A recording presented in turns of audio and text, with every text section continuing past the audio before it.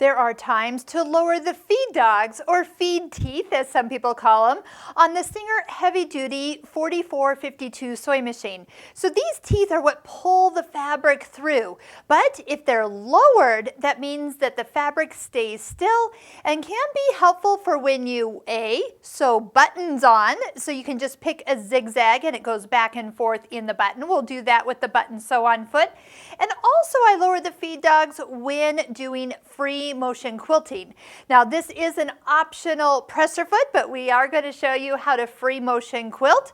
And to lower the feed dogs here on this machine, you're going to start by sliding off the accessory box and coming to the back side of the machine. Here you notice a lever that when you push it towards the inside of the machine, you'll hear a click, and the feed dogs are going to be below the throat plate. So they're still moving, but they're definitely not touching any fabric.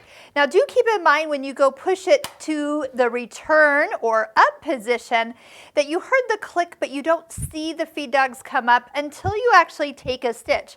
Now I am working from the back side of the machine, so I'm turning my hand wheel like I would be in front of it, but as soon as you take a stitch, you kind of hear a slight click, and I can immediately see that those teeth are up above the throat plate and can now pull the fabric through.